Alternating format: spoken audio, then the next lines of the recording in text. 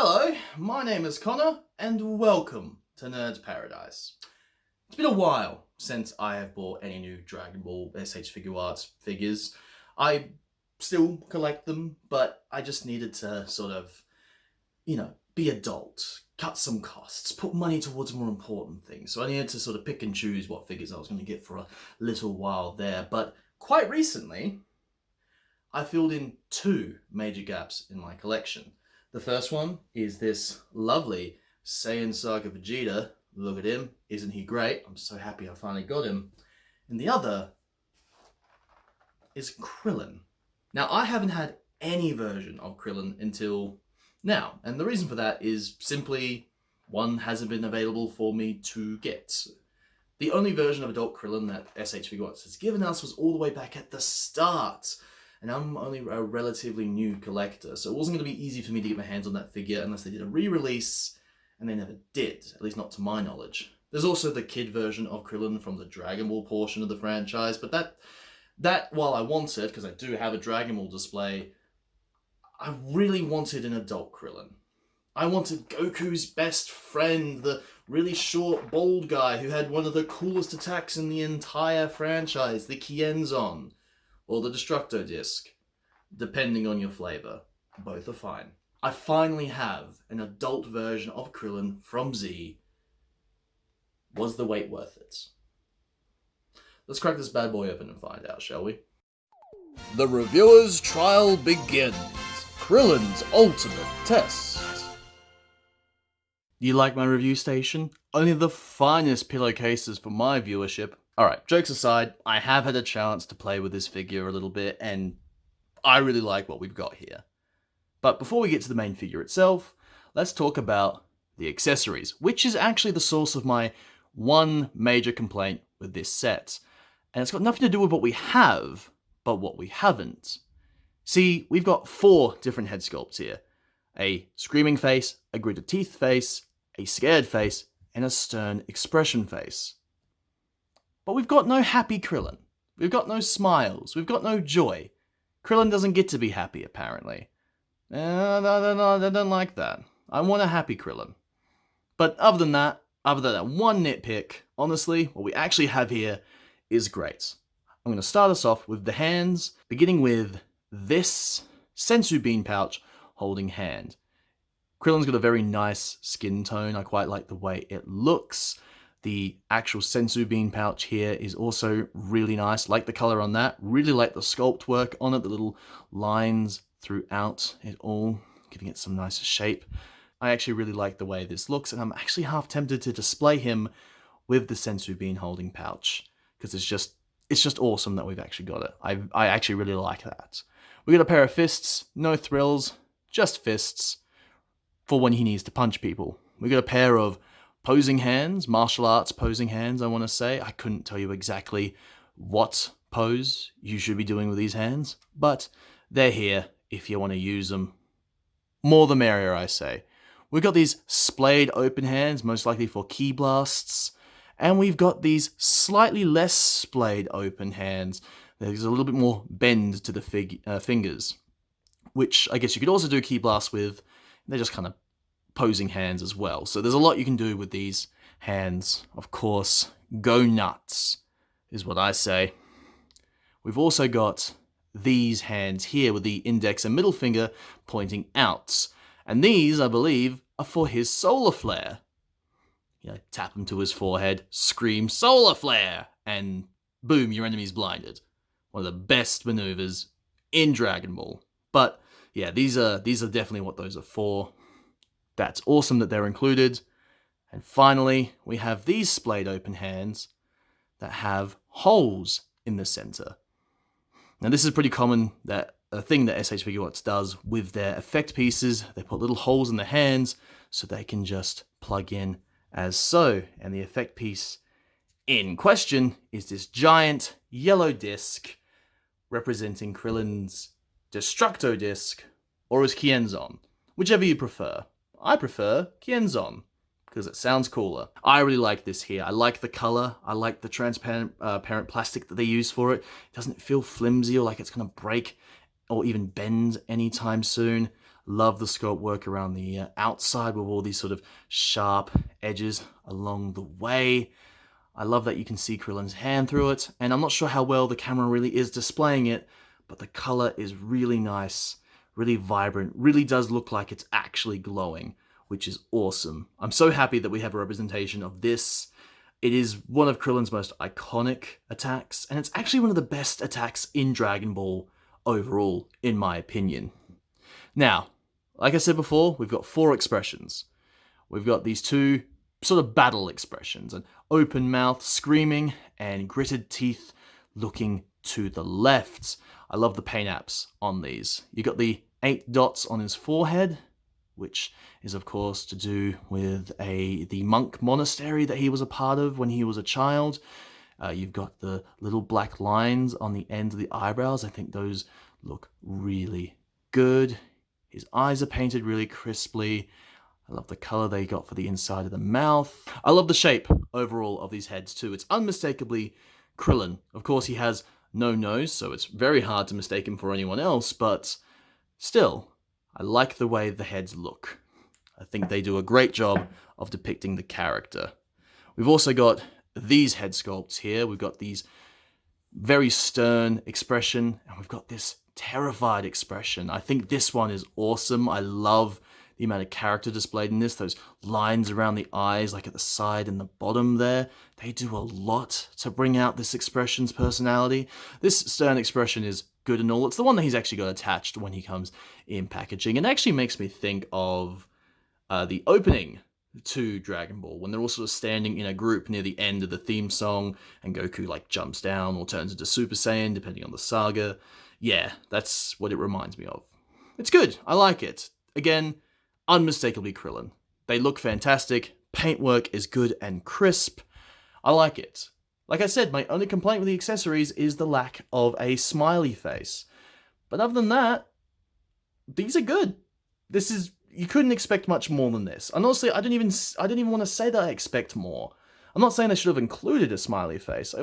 Maybe I could have done without one of these pairs of open hands over here if it meant getting the happy Krillin. Because everything else here feels pretty necessary to the overall Krillin experience. Even the solar flare hands, because again, he uses that ability quite a lot in the show.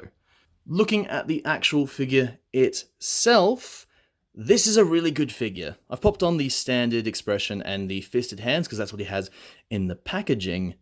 And honestly, I really like what we've got here. So getting in up close and personal, we've already covered the head sculpt, so we won't spend much time on there. But actually sitting on the body, it sits quite nicely. The neck is not really all that too long. Doesn't really seem too short either. Based on what I remember from Krillin's animation model, that seems about right. We've got a very nice shade of orange and a nice deep shade of blue to go with it. The wristbands are actually looking like they're a slightly different blue than the rest of him, which I'm not sure. That might actually be show accurate. As you can see, the boots are also a much darker shade of blue with the lighter, deeper blue color around the top and the bottom there. You can see that you got these ropes around his ankles, and you got the whites at the bottom of his feet. We've got very crisply painted, or maybe printed, I believe it's called a kanji, or a kanji? I apologize for not knowing. But we got the symbol on his chest. I believe that's the Turtle School symbol, if I'm not mistaken. And if I am, I'm very sorry. On the back, he's got the same symbol printed right there. Very crisp, very nice. The actual sculpt work along his gi is really, really good. Really well done. I've always liked the way that Figuarts has sculpted the gis on these Dragon Ball figures. Krillin here is no exception. It looks really good on him. I really like the proportions that Krillin has here. I like the width of the shoulders, I like the way the gi sits. I think the arms look pretty perfectly that Krillin shape. He's not just a small dude, he has a sort of a specific shape to his body with a sort of wide out shoulders and quite toned but somewhat thin arms compared to a rather thick body, which I think looks really, really good. I really like the proportions of this guy, and with the sculpt on the gi and the overall paintwork and how crisp it is, this just looks really good, man. Like I'm staring at this through the camera. It honestly looks like Krillin from the anime has just popped into real life, and you can't ask for more than that. Now, as I said, I haven't bought a Figuarts figure in a while, so some of the engineering they've done for the articulation is a little unfamiliar to me, at least when it comes to Figuarts. I'll get into what that is in a moment, but just starting off right now, he's got the typical two ball joints at the top and bottom of the neck, so you can get him, for my version, I can looking up not too far, but I guess far enough. He can look down a decent amount. It does feel like that bottom joint isn't moving all around that much, so maybe I just gotta loosen it up a little bit, and it might be able to move a bit more, but right now, that's as far as it can go up and down. He can also tilt his head side to side, and obviously look all the way around, side to side. We also have his shoulders. Now, this is where things are a bit different. With these characters that have gis on them, I'm not quite used to the way this is all set up, but it still gets everything done exactly as it should. The arms go out that far. They go all... Ooh.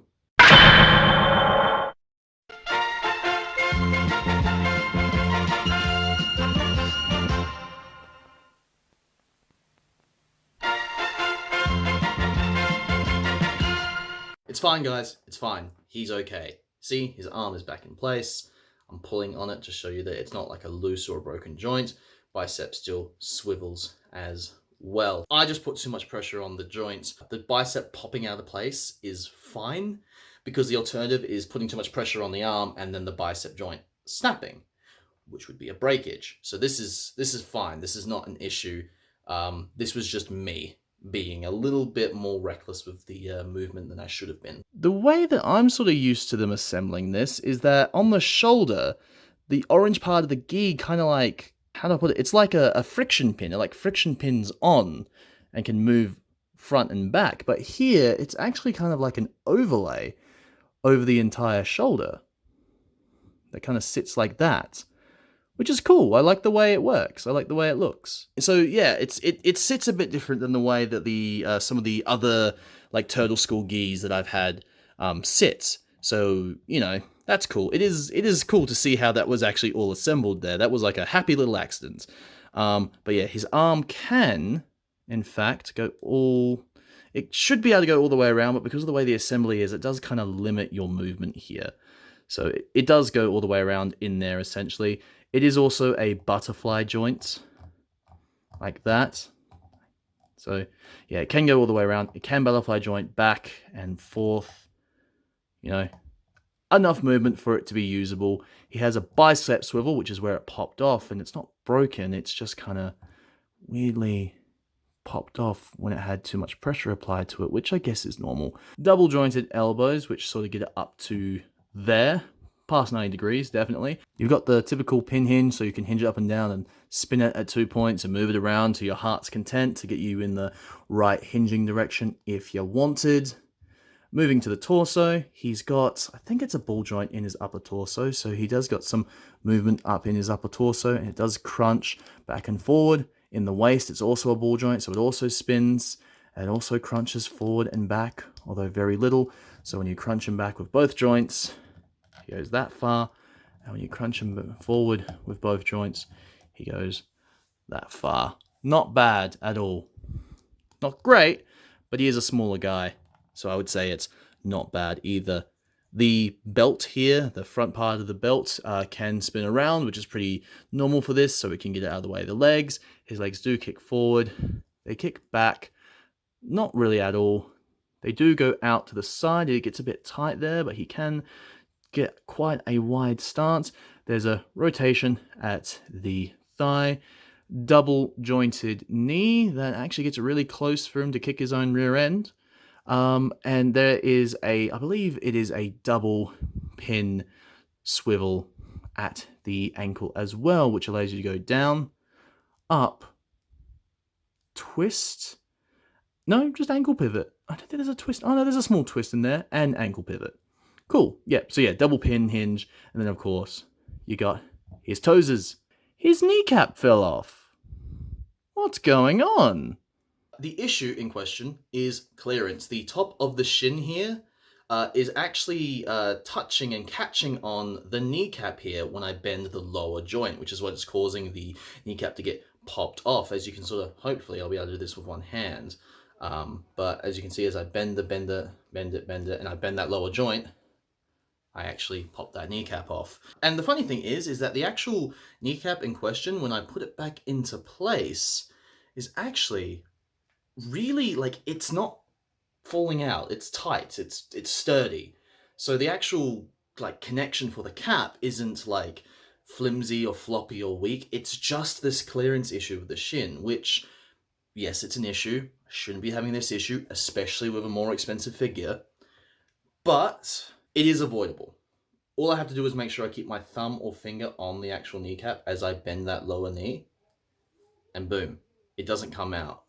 I'm able to put just the tiniest bit of pressure on that knee joint, and I'm able to stop it from coming out.